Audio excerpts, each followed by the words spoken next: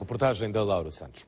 Uma em cada 700 crianças nasce com uma fenda labial palatina. Trata-se de uma abertura na região do lábio que ocorre entre a 4ª e a 10ª semana de gestação. Condiciona o bem-estar físico e psicológico da criança e pode mesmo provocar infecções mais graves.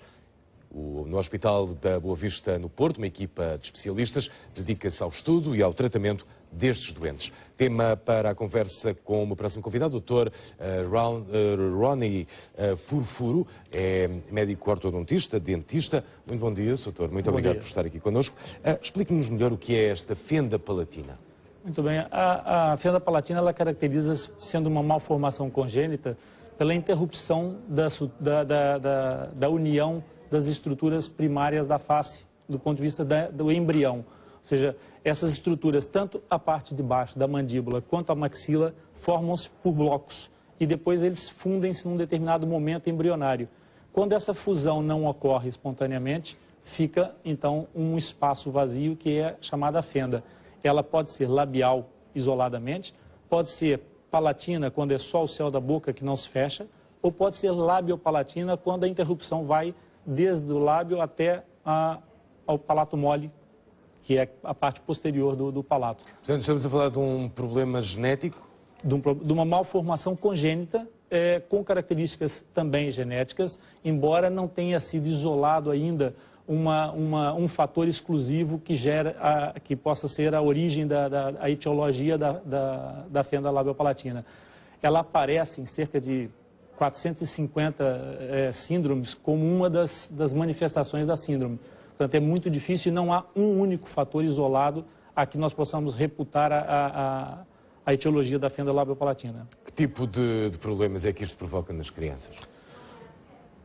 Segundo Bardach, um escritor, ele diz que aquilo que nos diferencia dos outros animais é a fala. E definitivamente a fala é, na maior parte das vezes, o maior compromisso que essa situação pode trazer, para além das questões estéticas, obviamente. No nível da função, a fala é muito prejudicada, dependendo do grau de envolvimento das estruturas que estejam afetadas. Óbvio que a estética muitas vezes também é comprometida, mais numas situações do que noutras, porque se a fenda for, por exemplo, só do palato, só do céu da boca, ela não interfere esteticamente e nós, inclusive, trouxemos umas imagens de uma criança normal, aparentemente, sem nenhuma interrupção de estruturas visíveis, mas que tem uma fenda do palato exclusivamente. Então, ao olhar para essa criança, do céu da boca. Exatamente, do céu da boca. E isto pode causar, obviamente, problemas na escola. Da fala, não é? fundamentalmente. Na fala e depois na escola também com os colegas, não é? Principalmente porque as crianças são naturalmente, divertidamente cruéis, não é? E, às vezes, essa diversão esbarra um pouco para outros campos e acaba naquilo que hoje chamam o bullying, não é? E este tipo de problema tem algum tipo de prevenção, sendo um problema congénito ou não? Bom, sendo um problema congênito e não tendo uma etiologia definida, há vários fatores que nós já conseguimos identificar como agravantes para a incidência ou para a prevalência ser mais alta de fenda labiopalatina. Alguns deles estão relacionados com a hipóxia durante a gravidez e isso nota-se, por exemplo, hipóxia é pouca oxigenação do sangue. A deficiência de ácido fólico, por exemplo, também é outro fator que também é predisponente para o aparecimento de fenda labiopalatina. Mas na questão da hipóxia, apenas para aproveitar a questão da saúde, uma questão muito importante é que as mulheres fumadoras têm 75% maior probabilidade de ter um filho com fenda labiopalatina do que uma mulher não fumadora.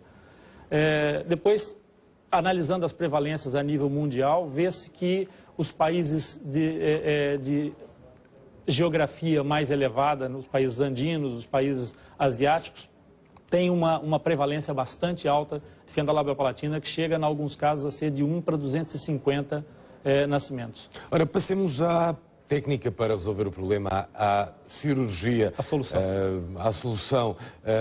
Como é que é? O problema é detectado logo quando a criança nasce e depois que passos há a dar? O ideal é detectar antes da criança nascer. Se possível, o diagnóstico pré-natal é fundamental.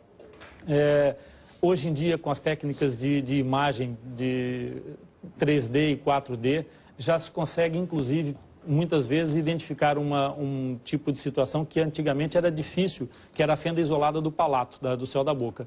Hoje em dia já se consegue também, com as imagens 4D, algumas boas oportunidades para se diagnosticar precocemente. Isso prepara adequadamente os pais, que é um aspecto muito importante, porque, como deve imaginar, os pais, quando recebem essas notícias de que vão ter uma malformação congênita a caminho, juntamente com a sua prenda maior, chocam-se e sofrem algum abalo na sua vertente psíquica.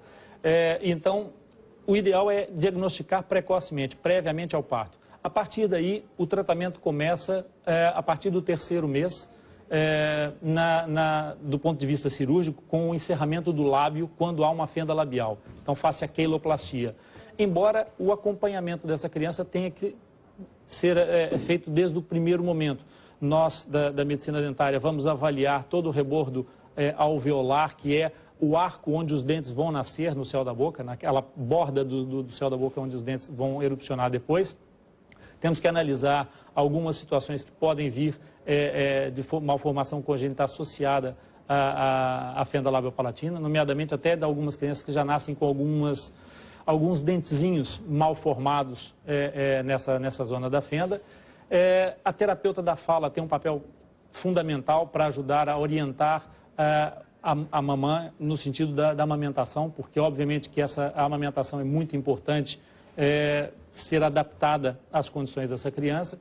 E voltando ao médico dentista, orientar em relação à higiene oral dessa criança, porque as malformações craniofaciais de fenda labiopalatina, elas trazem uma alteração de um canal que nós temos que comunica o espaço da boca com o ouvido. Esse canal chama-se trompa de Eustáquio. E ele tem um encurtamento e uma mudança anatômica que promove, muitas vezes, o aparecimento recorrente de otites, que podem depois trazer problemas de audição no futuro. Então, ao 3º mês é feita a queiloplastia, depois, aos 9 meses, há uma nova intervenção, que é a palatoplastia. Doutor, há alguma associação de apoio aos pais?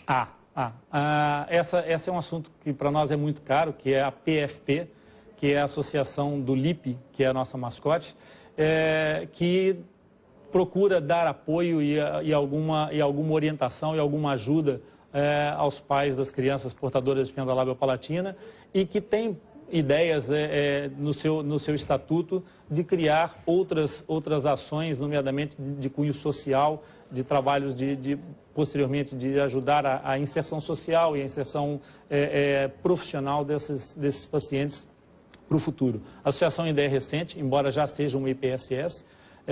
Como é que quem quiser pode contatar a associação? Pode contactar através do e-mail do próprio LIP Rabit, que é a mascote, que é lipi.rabit@gmail.com. E tem através do blog.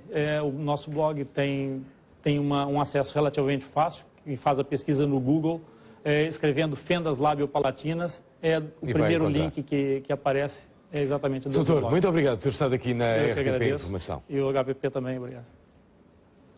A Casa Civil do Presidente da República desmentiu qualquer